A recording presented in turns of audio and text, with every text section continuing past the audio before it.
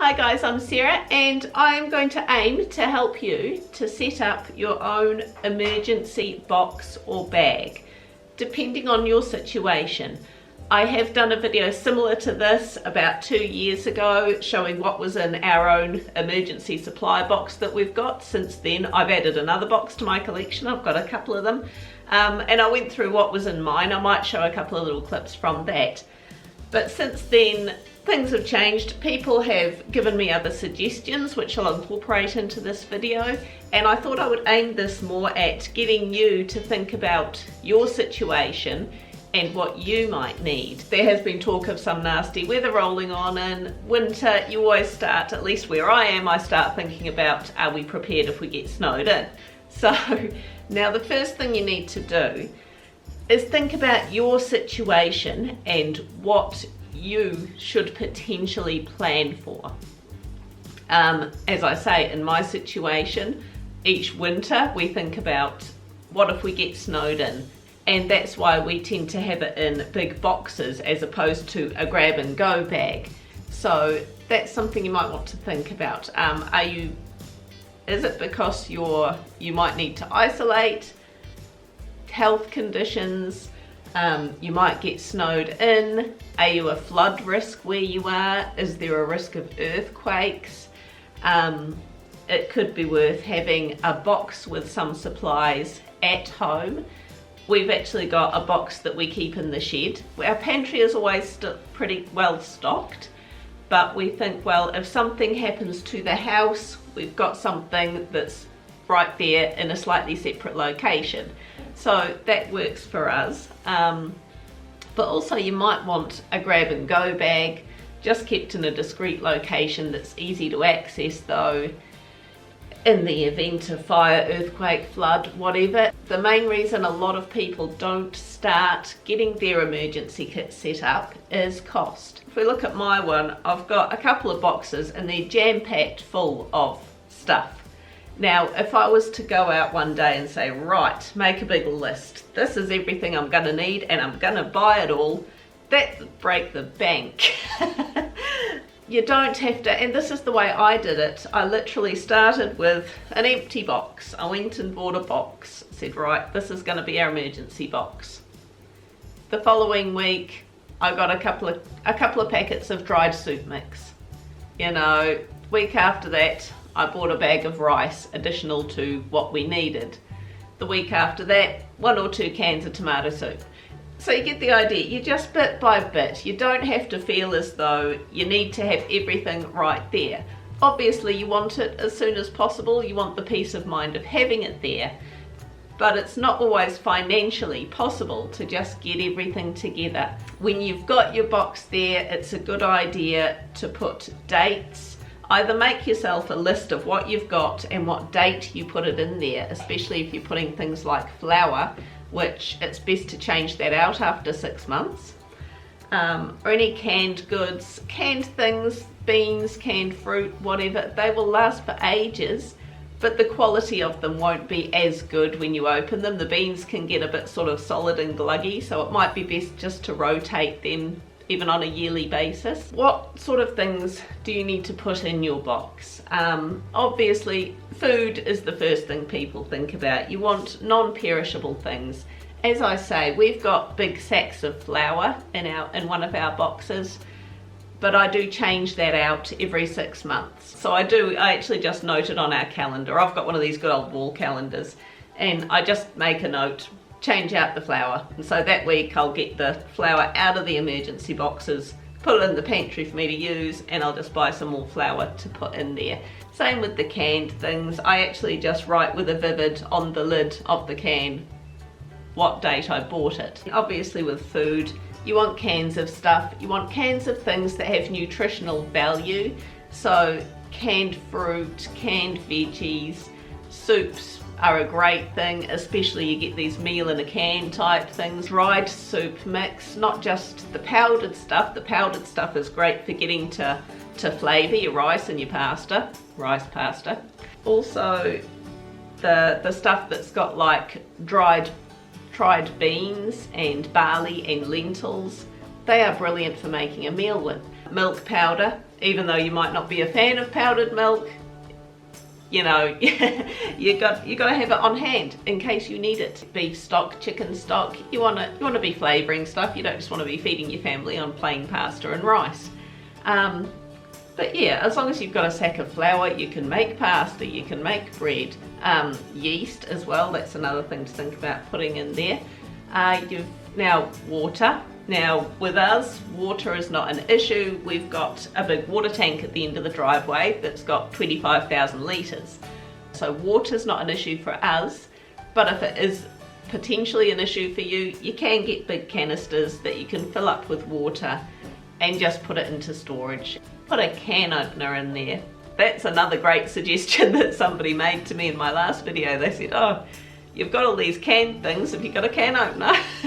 Now of course I've got one in the kitchen in the house, can't hurt. Now things to cook your food on. We have a fireplace.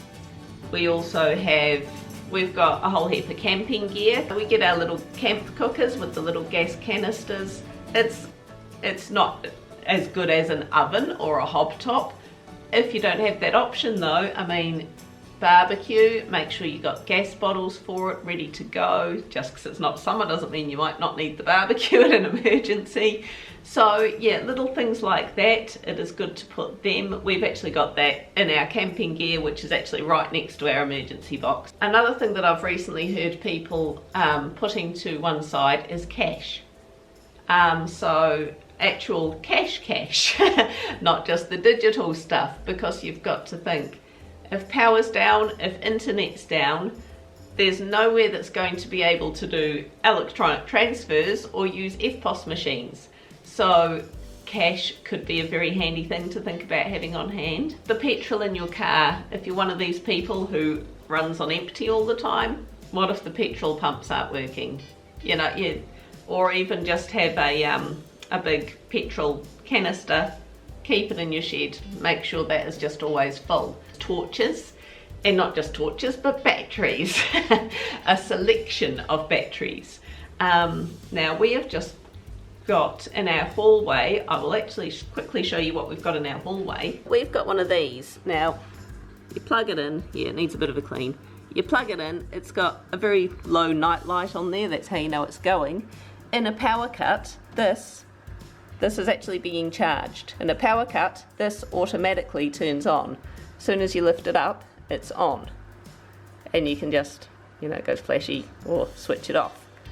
So we've always got that torch in the hallway of the house. That thing is a great thing to have because, as I say, the power goes off and straight away, boom, there's a torch goes on in the hallway, and we use that to find other torches because I'm not sure how long that charge will last for.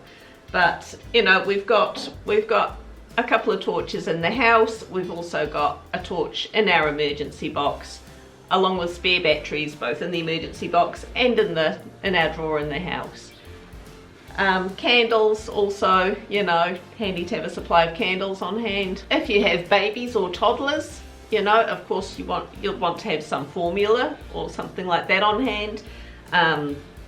Some pre-made baby food, you know, even if you are inclined to make your own baby food, which I very much did when my lot was smaller. If the freezers stop working, if you don't have a supply of it, whatever, you know, a few jars of pre-mixed baby food, there's nothing wrong with that if you need it. Also nappies, wipes, you know, whatever you use, always good to have. If you normally use cloth nappies, I would still suggest having some disposable nappies there for an emergency, just in case you might not have access to doing any washing. Make sure your freezer and your fridge is well stocked. Of course, in a power cut, that's gonna go. So, I mean, the first thing you're gonna go for is stuff in your freezer, stuff in your fridge. If you're stranded and there's no power, you know, open them as little as possible. Hopefully they'll stay cold for as long as possible, but that's what you're gonna be targeting first. If you've got animals, think about them. Dog food, cat food, make sure you're stocked up on that as well. Of course, the dry bickies, so they will last. Toilet paper, of course you need toilet paper. That's something that someone actually said to me. after I did my first video. I don't know why I didn't think to put toilet paper in there, but I've got it in there now. Not just toilet paper, but also lady stuff. So, you know, if you use pads, tampons, whatever, make sure you've got a supply of that. If you're doing like a to-go bag type thing, you use a menstrual cup, you'll want one of them in there. Use the absorbent undies, whatever it is you use, just think about it, make sure you've got it on hand. A first aid kit. We've got our first aid cupboard in the house, but also in our emergency supply thing in the shed.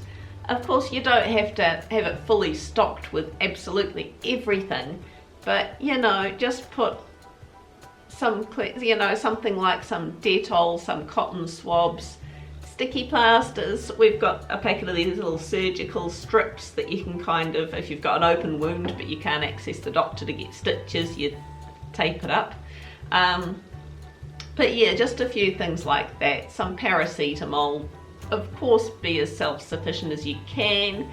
Get your veggies growing. I am terrible at growing veggies during winter, but my bok choy is going hammer and tongs out there. It's brilliant. Keep in touch with your neighbours. Make sure you know who your neighbours are, because you can be in touch with them, you can swap things, you can trade. Leave me a comment, let me know anything that I've missed out that I might include in another video in another couple of years. But yeah, stay safe out there, people. Always sing out. If you need help for anything, I've got the Cheaper Ways NZ Facebook group. Heaps of people on there who we're forming a brilliant wee community on there, and everyone there is brilliant at helping each other out with ideas and suggestions for saving money. So jump on board and we'll catch you next week. Have fun out there. Bye.